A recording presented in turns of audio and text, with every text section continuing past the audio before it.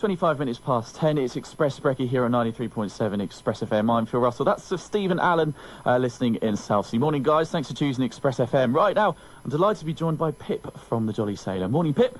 I'm not from the Jolly Sailor. Oh, sorry, you're not, are you? Beg your No, pardon. I'm from UK Skywatch. You're UK Skywatch, yeah. Sorry about that. That's okay. Right, so Pip, how are you? You all right? On Thursday morning? I'm all right, apart from the fact that I miss the sun. You certainly have missed the sun, and it's all about geo-engineering. For those that don't know, tell us exactly what geo-engineering is. Geo-engineering is the deliberate large-scale intervention in the Earth's climate system in order to moderate global warming. Okay. That's a quote by the Royal Society. One technique of geo-engineering is called stratospheric aerosol injection, or solar radiation management, and this involves the large-scale deployment of metallic particles via aircraft into the stratosphere to reflect sun back into space. This causes a dimming effect and increased cloud coverage, and therefore we get a reduction in sunlight. So this is where our sun's going. So basically. Because like you say, we haven't seen the sun for a very long time. I actually can't remember the last time. Yeah, exactly. I think it was sort of late, not even winter. I think it was autumn time. We last saw it properly. It's been about 6 months, and if you get up early enough in the morning, you will see. I certainly do. You will see them. Unfortunately, testing stratospheric aerosol injection in our skies. You can see it quite clearly. How do they actually test it? They're using aircraft to deploy, as far as I understand, aluminium oxides. Oh, okay. It's metallic particles that then become cloud nuclei, and then moisture is drawn to them, and then they create clouds. Right, so that's why we see constant grey over our skies in Portsmouth, all around the UK. Yeah. This is not just the UK as well, this is global. And it's done in secrecy. Even the House of Commons, I'll show you that booklet there, House of Commons Science and Technology Committee, the regulation of geoengineering, even in here they say, we consider that a ban, even on a short-term ban, on all SRM geoengineering testing would prevent work on geoengineering. It may well also be unenforceable and be counterproductive, as those carrying out tests do so in secrecy. And it's also said we conclude that development and small tests of SRM geoengineering should be allowed. So in their own documents, and that's the Committee for Regulation of Geoengineering in 2009, even say they do it in secret and they don't admit it to the public. So you're here to basically sort of raise awareness of this, because obviously a lot of people out there aren't going to know exactly what geoengineering is. No, I'd never heard of it a year ago. And they are obviously wondering where the sun is, because people talk about the weather all the time. It's a British thing, isn't it, to talk about the weather? And unfortunately, it's become kind of just a thing that everyone just thinks, oh, it's just British weather. But unfortunately, they're playing upon that.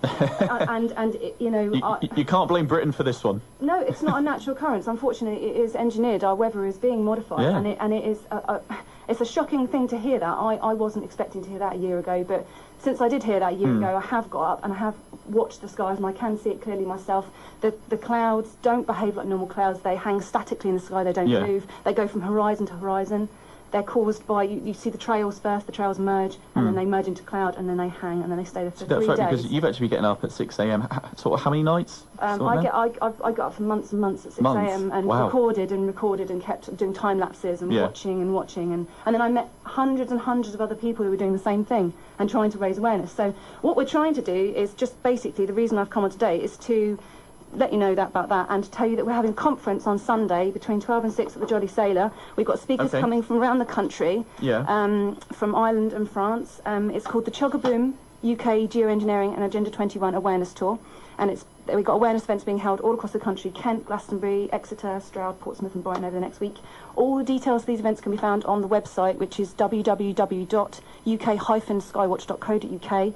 Fantastic. And which I created that website to raise awareness and to get the word out there that this is something that's being done, and it's not with our consent. They have done it without our consent. They haven't informed the public, but unfortunately we pay for it. That's the crazy thing about it, is they use our taxes to pay for these programmes, unfortunately. Okay. So that's why I've come in today. Have you always sort of been interested in sort of like the weather, or is this something that you sort of come into? I've loved the sun since I was a little girl, and I'm a sun baby. I love sitting out in the sun, and sort of on the beach and things like that. Yeah, absolutely love it. You know, it really lifts your spirits. It makes you feel good. And how do you feel when the sun isn't there? You just feel just low, don't you? Well, Sophie, takes the wind out of yourself. You love the sun, don't you? Yeah. Yeah, I do. It makes you feel rubbish when it's not there, doesn't it? So I think I think there's something there. It doesn't make us feel good. So, why would someone want to do that? You've got to ask yourself, why would that happen? So it's not nice. So what do you hope to get out of this conference? Is it just awareness, or just just help people out? Yeah, basically they shouldn't be doing it. and also there's a lot of negative effects from geoengineering. The particles can make us sick. Oh, okay. Let me find something here that we got. Can't find anything. Now I need. So you can sort of just pick up sort of illnesses maybe from like the negative particles. Oh, absolutely. You've got Alzheimer's. Oh, okay, right, yeah. Rickets, due to lack of vitamin D, we're seeing rickets on the rise. We haven't seen rickets for ages, like way back. We used to have the pollution and kids in coal mines and things like that. We haven't seen that sort of, and they're really on the rise. In fact, they've risen 5-fold in the last 17 years, and apparently the SRM programs were started around 1997, and the statistics for rickets rises have been going up since 1997. So we've seen that as well. It's quite scary, actually, isn't it? Yeah. Also, because they're nano-sized particulates, they go because they go through your olfactory. They go past the blood-brain barrier and go straight into your brain. That doesn't sound great, does it? No. Yeah, that sounds very scary. I'm sorry to scare you. No, it's fine. That's all right. I can show you articles where they talk about that they could do this. Of course, they're trying to broach this to. There's one about rickets. So you can see that one. Oh yeah. And then they could. They're saying they could do this to save us from global warming. Climate engineering to cure global warming could turn sunny blue skies white.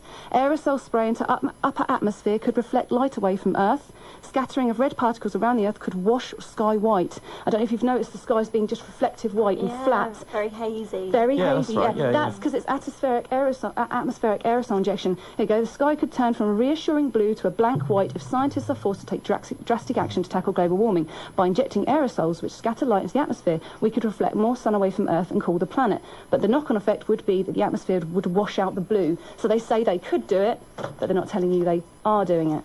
There we go. There you go. It's scary times out there, but there obviously is light at the end of the tunnel. Again, the conference is at the Jolly Sailor Clarence Parade, and what time does it start? It starts at 12, and can I just give you a bit of hope, just so you don't think it's all doom and gloom? No, of course not, we've been collaborating internationally with many people around the world, and we have come up with a United Atmospheric Preservation Act, and it's basically an act which demands the cessation, I can't remember how it's pronounced, of aerosol injection activities or atmospheric engineering activities in our skies.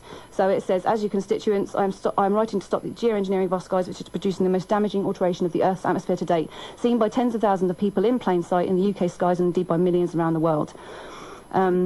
Stratospheric aerosol injection, the technique of solar radiation management, is officially recognised by the UK government via the Solar Radiation Management Governance Initiative.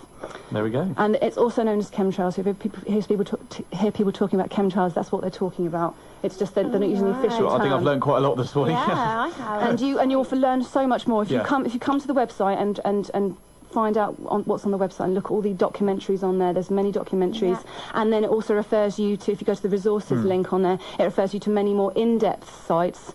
I really ask everyone listening to take the time to look into this, because if we don't find out and realise what's going on, then our children won't even know what normal skies are, because at the moment our skies aren't natural. Most days our weather's engineered. I've been watching them for a year just on my own. I know people that have been watching for 6 to 8 years and seeing this happening, so our younger generation won't know it. For example, NASA have recently come up with new cloud classifications. We had 7 cloud classifications till 2009, and then from then there's now over 25 cloud classifications, and lots of those chemical clouds are chemically induced clouds. So we have to, stop this basically, and it's something we all need to lend our attention to and to really push to stop. That's why, that's why I'm here. And also it's affecting our crops. Farmers are having abysmal times. They're losing loads of money, and there's companies profiting from it that make money from, like, insurance. So, for example, they insure a crop and it's worth 5 million. They'll get 10 million if the crop's destroyed. So they get loads of money from insurance claims. It's on many levels it's bad. So I just implore everyone to take some time to go to UK Skywatch, find out what's going on, and find out what they can do to help. We've got many proactive things on there that they can do to help us. Everyone can join in, and we can all do something to get our sun back, because really, we deserve our sun. It's our birthright to have our sunshine and our birthright to have natural weather, and they don't have the right or consent to do this, so we need to tell them it's not okay and they need to stop. And that's what I'm here to do, is to raise awareness so that you can all know what you can do to get our weather weather back to normal again and to get our natural sunlight. And there we go. Thank you so much. That's all right, there's no problem. So we want our sun back, don't we? Yeah, we do. Pip, the website again, please. UK Skywatch, www.uk-skywatch.co.uk.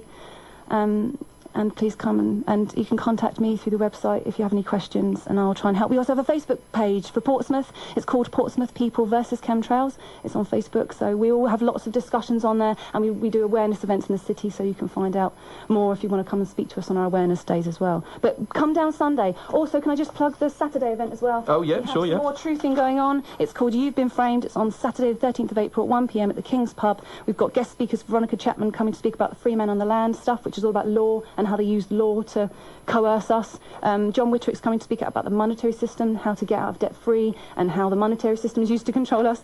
And Don Gerard speaking about justice and anti-corruption. Those tickets are £5. That's with someone else who's arranging that. That's You've Been Framed. But our event is free. The UK Geo-engineering Agenda 21 Awareness Day is a free event, and that's down at the Jolly Sailor at 12 p.m. on Sunday. Thank you so much. That's no problem. Pip, it's been a pleasure to talk to you this morning. Thanks for joining us on Express FM. We're going to leave on a Manic Street Preachers. This is You Stole the Sun From My Heart. There we go. She loves that. 10:36 Express FM.